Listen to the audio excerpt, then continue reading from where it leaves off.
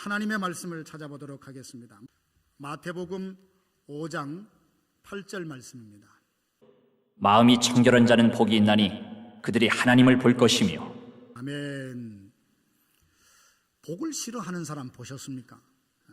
모두가 복 받으라 그러면 참 그 말을 듣고 굉장히 마음에 흐뭇해합니다.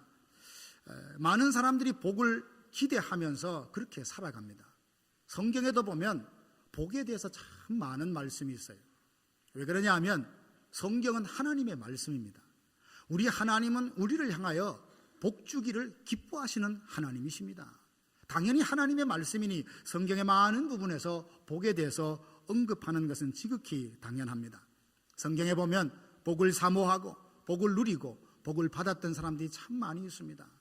야곱을 여러분 아실 것입니다. 야복강 나루터에서 홀로 두려움에 잠 못 들어 있을 때 천사와 씨름하며 기도하지 않습니까? 이제 날이 밝아올 때 천사는 나는 가야 되겠다라고 할 때 끝까지 붙들고 그 상황에서도 야곱이 하나님의 사자에게 했던 말이 있습니다. 당신이 나로 축복하지 않으면 내가 가게 하지 않겠습니다. 그런 상황에서도 복을 이야기할 정도로 야곱은 복에 대해서 참 사모하는 마음을 가졌습니다. 하나님께서는 야곱을 참 사랑하셨고 그의 삶에 얼마나 많은 복을 주셨는지 모릅니다. 예수님께서 공생애를 시작하시면서 제자들에게 산상수훈, 산상보훈이라는 말씀을 시작하면서도 복되다, 복되다 8가지 복된 마음에 대해서 예수님께서 말씀을 해 주셨습니다. 예수님께서도 우리에게 복 주시기를 기뻐하시는 하나님인 줄로 믿습니다. 이 복은 복을 받을 수 있는 그릇이 참 중요합니다. 예수님께서 오늘 본문에 보면 복을 받으려면 복을 담을 그릇이 필요한데 그 그릇은 바로 청결한 마음이다 그렇게 말씀을 하셨습니다. 그래서 마음이 청결한 자란 제목으로 마음의 청결함은 무엇이며 어떻게 우리의 마음을 청결하게 할 수 있는지를 함께 생각하며 은혜 받기를 원합니다. 마음의 청결함이다 라는 것은 2가지로 설명을 할 수 있습니다. 먼저는 깨끗하다 그리고 거룩하다, 순결하다라는 뜻을 가진 말입니다. 헬라어로 청결이라는 말은 때가 묻은 더러운 옷과 그리고 비교하여 깨끗한 옷을 설명할 때 쓰여지는 단어입니다. 깨끗한 물, 순전한 포도주, 순금, 그리고 가라지가 제거된 곡식 이런 것을 설명할 때 사용하는 말입니다. 흠이 없고 이물질과 섞이지 않는 순수한 것을 두고 청결하다 그렇게 말을 합니다. 도덕적으로 바른 행동을 하는 사람, 정직한 사람이 마음에 청결한 사람이다 그렇게 말할 수 있습니다. 우리의 영혼이 모든 죄로부터 자유함되고 죄로부터 깨끗이 씻음받은 그 상태를 청결한 마음이다 라고 말할 수 있습니다. 그리고 이 청결한 마음이라는 것은 둘로 나누어지지 않는 한 곳을 향한, 한 대상을 향한 마음이에요. 일편단심이라고 그러잖아요. 주님을 향한 마음, 주님만을 사랑하는 그 마음이 마음의 청결함입니다. 철학자 키에르 켜고르는 그런 말을 했습니다. 마음의 깨끗함 그리고 진정 마음의 깨끗함은 오직 한 가지 목적에 몰두하는 마음이다 그랬습니다. 우리의 마음이 청결하게 되면 예수님만을 사랑하고 예수님만을 섬기고 예수님만을 바라보게 되어 있습니다. 그렇습니다. 마음의 청결함이라는 것은 더러움부터 깨끗함, 거룩함과 순결함과 동시에 주님을 향한 일편단심, 이것이 바로 마음의 청결함입니다. 청결하다는 이 말은 어떤 더러움으로부터 깨끗하다는 말이 아니겠습니까? 옷이 더럽혀지듯이 우리의 마음도 더럽혀진다는 것을 성경이 말하고 있는데요. 마가복음 7장에 보면 당시의 유대인들은 정결에 대해서 참 많은 관심을 가졌습니다. 그래서 그들은 부정한 음식을 먹기 전에 손을 씻고 그 음식을 먹어야 내가 참 부정하지 않는다는 생각을 많이 했습니다. 그때 그 자리에 예수님의 제자들이 손을 씻지 않고 음식을 먹는 것을 보고 기겁을 합니다. 아니 예수님, 어떻게 당신의 제자들은 손을 씻지 않고 음식을 먹을 수 있습니까? 그때 예수님께서 그들에게 하십니다. 사람을 더럽게 하는 것은 입속으로 들어가는 것 때문에 그런 것이 아니라 속에서 나오는 그것이 그 사람을 더럽게 한다라고 말씀을 하셨어요. 제자들이 처음에는 그 말뜻을 잘 몰랐습니다. 그래서 무리가 다 흩어지고 예수님과 따로 있을 때 주님께 물었죠. 주님, 아까 그 하셨던 말씀이 무슨 말입니까? 예수님이 자상하게 설명을 해 주십니다. 사람의 속에 있는 그것이 사람을 더럽게 하는데 악한 생각, 음란, 도둑질, 살인, 간음, 탐욕, 악독, 속임, 음탕, 질투, 비방, 교만, 우매함, 이것이 그 마음에 있다면 그 사람은 마음이 청결하지 못한 사람이다. 예수님이 그렇게 설명을 하셨습니다. 그것이 사람을 더럽게 한다고 봤을 때 우리를 더럽히는 것은 바로 마음속에 품은 죄가 그러하다라는 것이죠. 제리 브리지스라는 사람이 지은 크리스천들이 이겨야 될 마음의 죄가 있다고 그렇게 설명을 했습니다. 조금 많습니다. 하나님이 없이 사는 불경건함, 하나님을 신뢰하지 않고 생기는 걱정과 좌절, 하나님이 주신 상황을 받아들이지 않는 불만족, 하나님의 은혜를 당연히 여기는 감사하지 않는 태도, 자기만 높이는 교만함, 다른 사람을 돌아보지 않는 무관심인 바로 이기심, 욕구에 지배당한 자제력이 부족한 모습, 모든 것을 내 기대에 맞추려는 참을성 없는 것과 조급함, 해결하지 못한 이기심 때문에 생기는 분노, 하나님의 역할을 침해하는 비판, 한 몸을 이루는 형제 자매를 경쟁자로 여기는 시기와 질투심, 남을 깎아내리고 싶어하는 언어 행동, 이런 것들이 크리스찬들이 이겨야 될 죄며 이것을 마음에 품고 있을 때는 정하지 못하고 마음에 청결하지 못한 사람이라 그렇게 말하고 있습니다. 하나님께서는 불꽃 같은 눈동자로 저와 여러분을 보고 계십니다. 사람은 시력이 아무리 밝아도 그 사람의 속을 들여다볼 수는 없습니다. 그러나 하나님의 눈은 우리의 심장 폐부도 살펴보고 계십니다. 바리새인과 서기관들 보십시오. 사람들이 볼 때 참 의로웠어요. 일주일에 2번씩 금식을 합니다. 율법을 지키려고 얼마나 노력을 많이 합니까? 아주 작은 채소 하나에까지도 11조를 구별하여 하나님 앞에 드렸을 정도로 그렇게 의롭게 살려고 노력을 많이 합니다. 사람들이 많이 모인 곳에서 그 두 손을 들고 그렇게 오랫동안 기도하는 모습을 보였습니다. 그 겉모습만 보면 참으로 마음이 참 깨끗한 사람이다, 정결한 사람이다, 믿음이 좋은 사람이다, 그렇게 말할 수 있지만 그 심장 폐부를 살펴보셨던 예수님의 눈에는 아닌 거예요. 모두가 종교적으로 의롭다고 그들을 바라봤는데 그 심장 폐부를 살펴보셨던 예수님의 눈에는 그들은 회칠한 무덤과도 같았던 것입니다. 겉은 잘 칠해놓은 것이지만 그 속에는 사람의 죽은 뼈들이 가득한 것처럼 그들의 마음 속에는 온갖 탐욕이 가득하고 있는 것을 예수님이 보시고 마음이 청결하다, 그렇게 하지 않으셨던 거예요. 그러고 보면 우리를 더럽게 하는 것은 다른 것이 아니라 우리 마음에 죄가 그렇게 만든다라는 것입니다. 어찌 이런 것이 바리새인과 서기관들의 문제겠습니까? 이 땅에 살아가는 많은 사람들도 여전히 완벽한 깨끗함, 그 정결함을 누리지 못하고 살아갑니다. 가늠하다 잡힌 한 여인을 예수님께로 데려왔습니다. 그래서 예수님, 이 여인이 가늠하다 현장에 잡혔으니까 어떻게 하면 좋을까요? 물론 그들은 예수님을 올무에 빠뜨리려고 그 여인을 데려왔습니다. 그 자리에서 모세의 율법대로 하면 돌을 던져서 죽이도록 되어 있습니다. 그러나 로마법으로 보면 결국 그렇게 할 수 없는 것입니다. 이러지도 저러지도 못하게 하는 예수님 아주 공경에 빠뜨리는 상황이지만 예수님이 그때 그런 말씀을 하셨습니다. 돌을 들고 흥분해 있는 그들을 향하여서 너희 중에 죄 없는 자가 먼저 돌을 던져라 라고 했을 때 아무도 그들을 돌을 던지지 못하고 하나둘씩 돌을 냈고 그 자리를 떠나가 버렸습니다. 이 장면이 뭘 말하는 것입니까? 사람들은 자기 나름대로 의롭다고 말하고 잘 산다고 말하지만 자세히 성령의 조명하심 가운데 자기의 내부를 살펴보면 어느 누구 하나 자기 의로 하나님 앞에 설 사람은 아무도 없다는 것을 말하지 않겠습니까? 그 상황에서 저와 여러분이 있었다면 나는 참 의롭고 나는 마음이 완벽하고 청결해 라고 하며 돌을 들고 죄인을 향하여 돌을 던질 만한 사람이 이 중에 누가 있겠습니까? 아무도 없을 것입니다. 오늘 우리도 죄를 지으며 살아갑니다. 구원받았어요.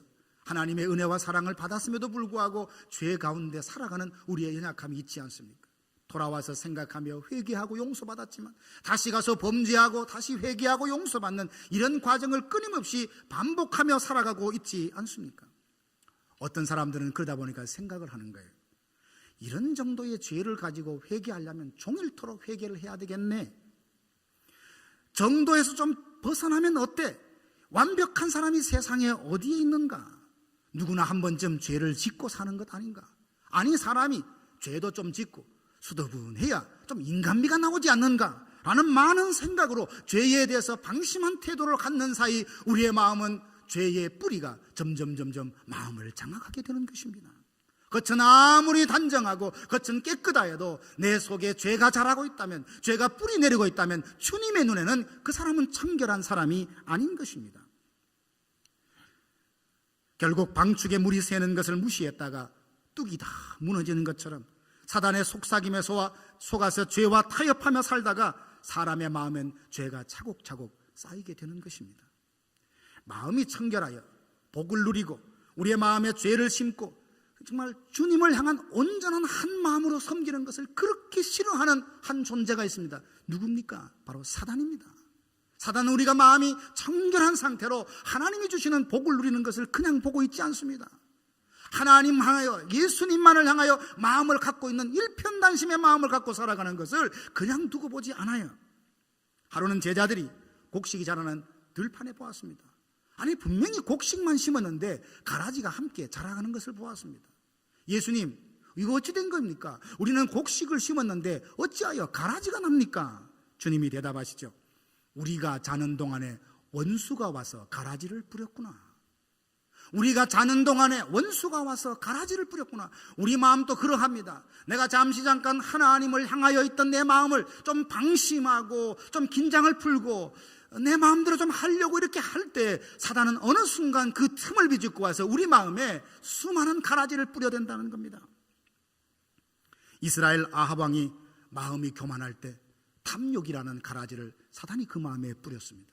그것이 자라서 나봇의 포도원이 자꾸만 이게 취하고 싶은 거예요. 근데 그 나봇은 조상 때로부터 물려받은 그 포도원을 줄 수 없다고 하자 불량배들을 동원해서 사람을 모함해서 나봇을 죽게 만들고 그 나봇의 포도원을 아합이 빼앗고 마는 거죠.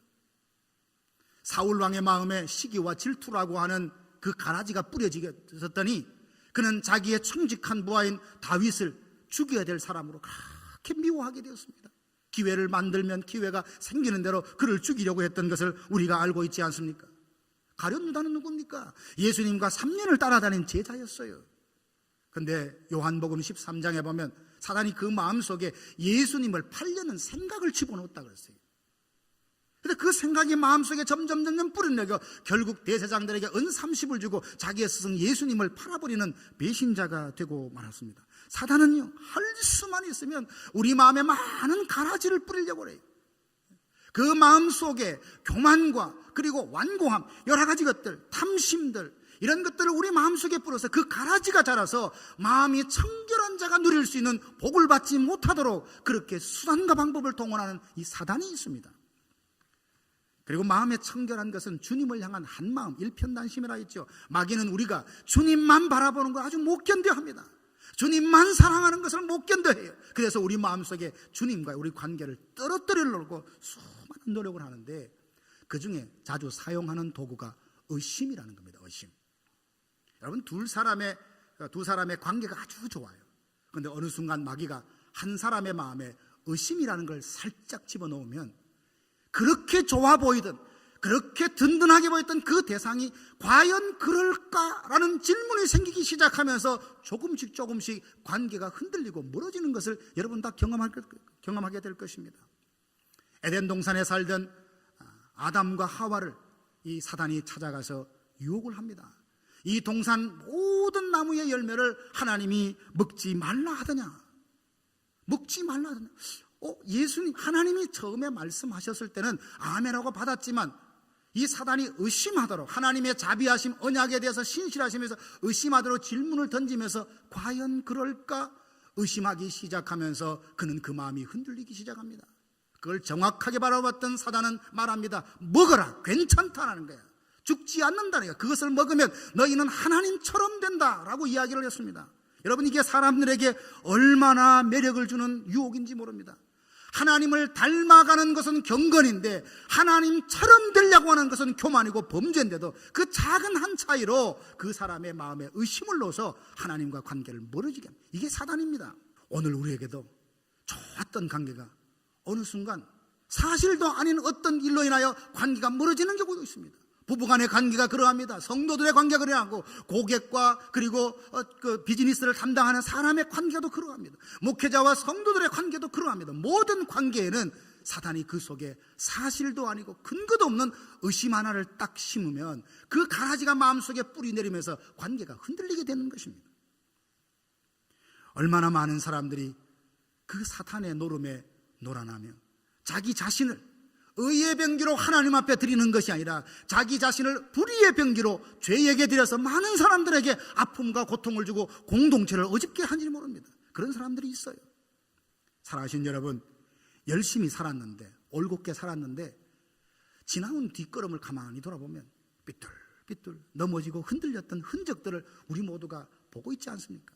그걸 보면서 그래, 나는 온전치 않아, 나는 완벽하지 않아, 그래서 예수님을 더욱더 붙들고 말씀을 사모하며 사는 것 아닙니까?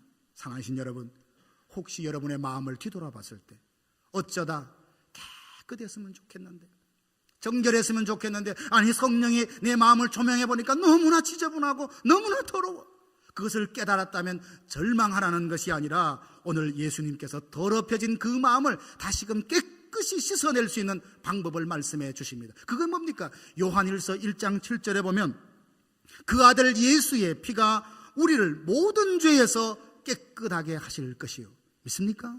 모든 죄에서 깨끗하게 하실 것이요. 방법이 있어요. 해결할 방법이 있습니다. 그런데 얼마나 많은 사람들이 예수님을 믿는다 하면서도 그 마음의 더러움, 불결함을 하나님 앞에 내어놓고 주의 그 십자가의 보혈로 씻음받지 않은 채로, 어두운 채로, 침침한 채로, 아픈 채로, 상처난 채로 살아가는 사람이 참 의외로 많이 있습니다. 우리가 찬송을 하지 않습니까? 죄에서 자유를 얻게 함은 보혈의 능력이다. 주의 보혈 모든 부정한 것 말키시니 참 놀라운 능력이구나. 우리가 날마다 은혜롭게 찬양하지 않습니까? 어떤 죄라 할지라도 그분의 십자가에 보혈이 닿으면 깨끗하게 씻을 수 있습니다. 그러므로 아픈 채로, 더럽혀진 채로 살지 마시고 예수 그리스도의 보혈의 그 공로를 의지하여 저와 여러분들이 정결한 마음을 소유하는 하나님의 사람 되기를 진심으로 축복합니다. 아무리 좋은 옷이라도 한번 세탁을 하면 다시는 세탁하지 않아도 되는 그런 옷이면 참 좋겠죠. 물론 세탁소 하시는 분들은 큰일 날 일이지만, 근데 그런 옷은 없잖아요. 우리 마음도 그래요. 예수님의 보혈이 불완전해서가 아닙니다. 완전합니다. 깨끗하지만 은혜 받은 것을 계속 유지하기 어렵듯이 우리의 마음의 정결함을 꾸준히 유지하는 게 참 어렵습니다. 그래서 성경에 보면 디모데전서 4장 5절에 보면 하나님의 말씀과 기도로 거룩하여진다라고 했습니다. 주의 보혈로 정결함을 받았다면 그 마음의 정결함을 끝까지 유지하기 위해서 우리는 날마다 말씀을 묵상해야 되고 성령 안에서 기도해야 합니다. 그러면 하나님의 성령이 말씀을 도구로 하여서 내가 죄의 유혹을 이길 수 있도록, 내 마음이 불결해지고 더럽혀지는 것으로부터 자유할 수 있도록 스스로를 지킬 수 있는 힘과 능력과 지혜를 주시는 거예요. 어느 분이 그런 말씀했는데 그게 계속 이렇게 마음에서 떠나지 않아요. 성경이 이렇게 너덜너덜하게 지저분한 사람은 인격이 아주 깨끗하고, 성격이 깨끗한 사람은 인격이 너덜너덜 지저분하다, 그런 말을 하더라고요.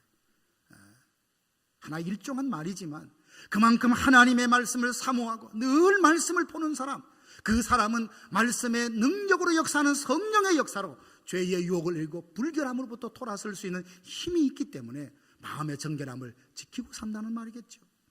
시편 119편 9절과 11절 보면 이런 말씀이 있습니다. 청년이 무엇으로 그 행실을 깨끗하게 하리까? 주의 말씀을 따라 삼갈 것이다. 내가 주께 범죄하지 아니하리하여 주의 말씀을 내 마음에 두었나이다. 성경을 손에 들고 다닌다고 내 마음의 청결함이 유지되는 것이 아니라 그 말씀이 내 마음에 둘 때, 그 말씀을 내 마음에 둘 때 내가 청결함을 지켜낼 수 있다는 것이 하나님의 말씀입니다. 말씀을 묵상하시기를 바랍니다. 성령 안에서 늘 기도하시길 바랍니다. 내 힘으로 안 됩니다. 어떤 부유함과 어떤 위대한 비즈니스를 여러분 이루었다 할지라도 마음의 청결함이 깨끗함은 절대로 여러분들의 힘으로 안 됩니다. 그러니까 하나님의 성령을 의지하시고 성령 앞에서 말씀을 묵상하시고 그리고 기도하십시오. 엎드려야 삽니다. 기도해야 살아요. 기도해야 지킬 수 있습니다.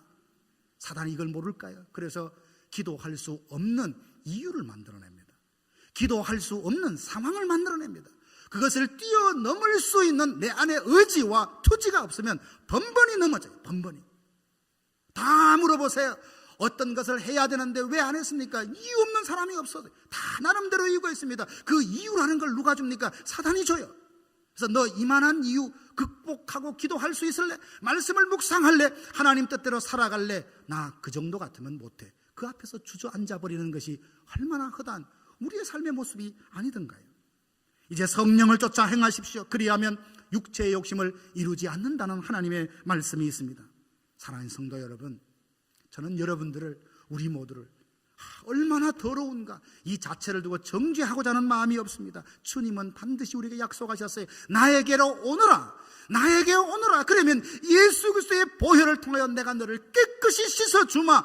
약속이 있는 거예요. 이 복음이 있습니다. 그 앞에 나를 다 맡기고 이제부터는 불결하고 더러운 모습으로 살아가는 것이 아니라, 상처나고 아파하는 모습으로 사는 것이 아니라 그분의 보혈의 능력 안에 깨끗하게 정결한 마음을 가지고 하나님이 약속된 복을 누리는 우리 모두가 되기를 진심으로 축원합니다. 그러면 마음이 청결한 자가 받아 누리는 복이 뭐라고 했습니까?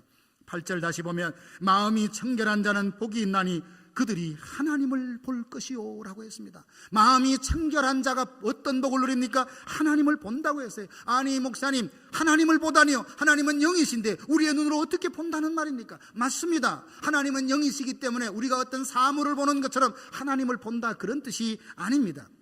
하나님을 본다는 것이 무엇인지 사도 바울은 이렇게 설명을 했습니다. 에베소서 1장 17절에서 19절 보면 우리 주 예수 그리스도의 하나님 영광의 아버지께서 지혜와 계시의 영을 너희에게 주사 하나님을 알게 하시고 너희 마음의 눈을 밝히사 그의 부르심의 소망이 무엇이며 성도 안에서 그 기업의 영광의 풍성함이 무엇이며 그의 힘의 위력으로 역사하심을 따라 믿는 우리에게 베푸신 능력의 지극히 크심이 어떠한 것을 너희로 알게 하시기를 구하노라.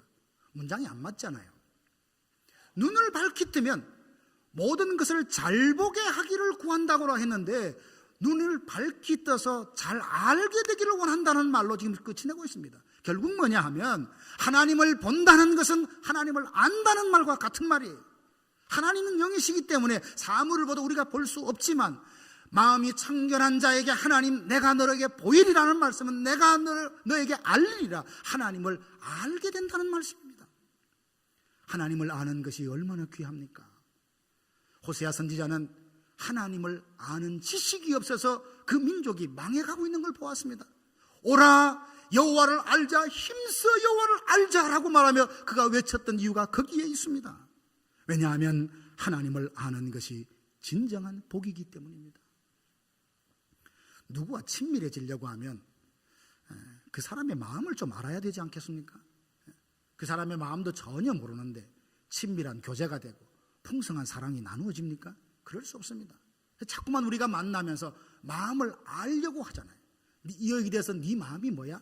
네 마음이 뭐야? 자꾸만 묻는 거예요. 하나님과 우리의 관계도 그와 같습니다. 우리의 마음이 깨끗하게 되고 청결하게 되면 하나님의 마음을 알게 돼요.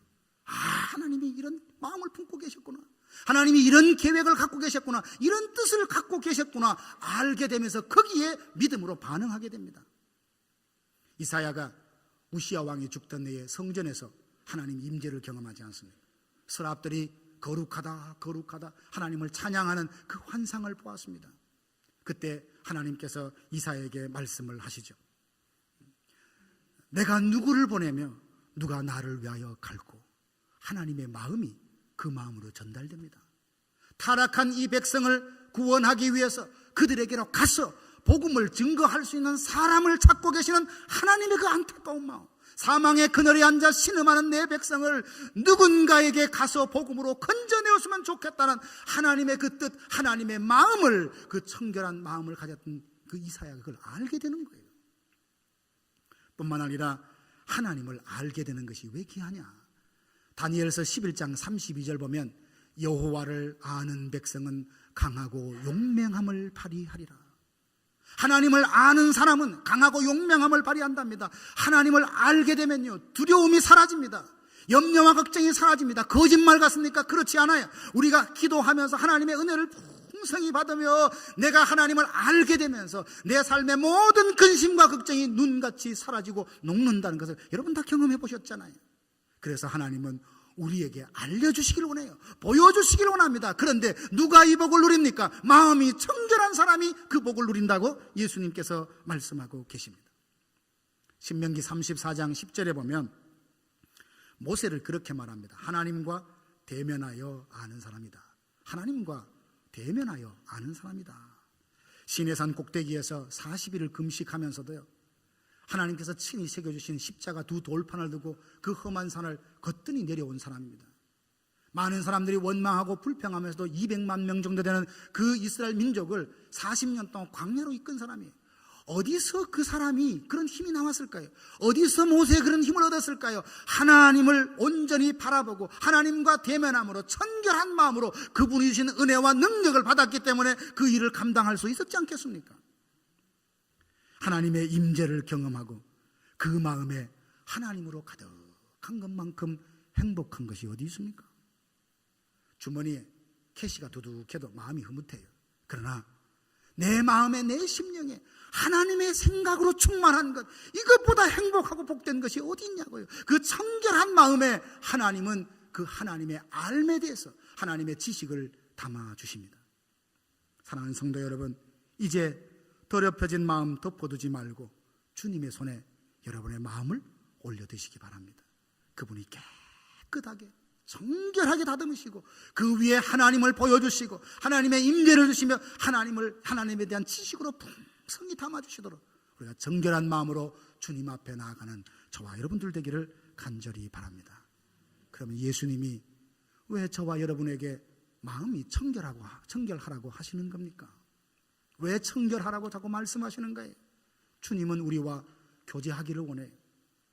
우리와 가까이 있기를 원합니다. 하늘의 신령한 비밀과 그 놀라운 것들을 우리와 나누기를 원해요. 근데 나누려고 하면 우리가 가져야 되는 조건인데 청결해야 돼요. 순결해야 됩니다. 거룩해야만이 하나님과 교제할 수 있어요. 그러니까 하나님은, 예수님은 뭔가 주고 싶은 게 있어요. 은혜를 주고 싶은 게 있어요. 나누고 싶은 것이 있는데 우리가 불결하면 나눌 수 없기 때문에 제발 좀 깨끗한 청결한 마음을 가질 수 없냐고 주님이 우리에게 말씀하고 계시는 겁니다. 그냥 일방적으로 명령하고 따지고 정죄하는 것이 아니라 주님은 우리를 너무나 사랑하니까 우리 가까이 있고 싶고 우리와 함께 하고 싶은데 우리 마음이 불결하면 주님과 만날 수 없잖아요. 그래서 마음이 청결함을 회복하라고 그렇게 예수님이 말씀하고 계십니다. 저와 여러분의 마음은 어떻습니까? 여러분, 하나님이 보이십니까? 하나님을 새롭게 알아가는 그 하나님의 알아감의 기쁨과 감사와 감격이 여러분 안에 있습니까? 10년, 20년, 30년 시간을 쭉 지나면서 종교 생활에 익숙해져 가는 사람이 있는가 하면 단 하루를 믿어도 내가 예수님을 조금씩 닮아가는 성화의 과정을 밟아가는 하나님의 사람들이 있는 것 아닌가요? 하나님이 분명히 계시는데 왜 나에게는 보이지 않을까?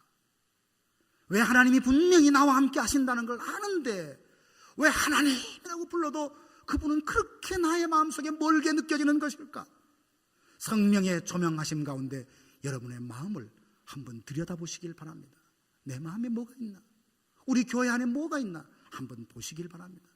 혹시 교만함이 기가 막히게 잘 포장되어서 그것이 안 좋은 것이고 드러내야 하는 것임에도 불구하고 인간의 어떤 생각과 어떤 사상으로 포장이 되어서 좋은 것처럼 어떤 자리에 여러분의 마음에 있다면 우리는 하나님을 가까이 대할 수 없습니다. 하나님이 싫어하는 것, 야, 이것 좀 치워내, 이것 좀 걷어내, 이것 좀 해결해, 그래야 내가 너에게 갈 수 있지 않겠냐. 그것이 뭔지 찾아서 해결해야 합니다. 십자가의 못을 박아야 돼요. 그래야 우리가 하나님과 함께 할 수 있고 그분이 주신 은혜를 누릴 수 있습니다. 이것에 우유부단하고 망설이면 하나님은 큰 은혜를 갖고 오셨는데도 불구하고 우리는 그것을 누리지 못하는 사람이 되고 마는 겁니다. 사랑하신 성도 여러분, 우리 마음에 죄가 있고 교만과 완고함, 게으름으로 흐려져 있다면, 마음의 눈이 흐려져 주님을 제대로 볼 수 없다면 이제 주님의 보혈로 성령의 그 능력으로 눈을 밝히 뜨고 하나님을 바라보시는 저와 여러분들 되기를 진심으로 축원합니다. 아브라함을 보십시오. 75세에 부름을 받았습니다. 정든 고향과 친척집을 다 떠나서 어디로 가야 될지도 못하고 갈 바를 알지 못하고 떠났습니다. 아들에 대한 약속을 주셨지만 25년을 기다려서 그 아들을 얻었습니다. 그 삶이 쉬웠겠습니까? 그 힘겨운 시간 동안 믿음을 지킬 수 있었던 이유는 뭐냐 하면 로마서 4장 17절 보면 이렇게 말합니다. 약속하신 그것을 능히 이루시는 하나님을 바라보았다. 약속을 능히 이루시는 하나님을 바라보니까 그분으로 통하여 오는 힘과 지혜와 능력을 얻었기에 그 긴 시간을 믿음으로 기다리며 믿음의 조상으로 다듬어질 수 있었던 겁니다. 다윗을 한번 생각해 보십시오. 다윗은 좋은 일을 하고도 공경을 많이 당한 사람 아닙니까? 골리앗을 믿음으로 물맷돌 하나로 쓰러뜨렸습니다. 사람들에게 주목받는 건 당연하지 않아요? 근데 이 사울의 마음이 불편한 거예요. 그래서 그때부터 미움을 당해서 그렇게 오랫동안 망명생활을 하게 되면 그 삶이 얼마나 고단했을까요? 그래서 하나님 앞에 고백합니다. 나와 사망은 한 걸음뿐이다. 늘 죽음을 생각하는 고단한 삶을 살았음에도 불구하고 하나님의 마음에 합한 사람으로 그렇게 살아갈 수 있는 이유가 어디에 있었을까요? 하나님을 나의 목자장으로 삼고 바라보는 그 믿음이 있었기 때문입니다. 여호와는 나의 목자시니 내가 부족함이 없다라고 하는 그 믿음, 그 하나님, 목자 되신 하나님을 바라봤기 때문입니다.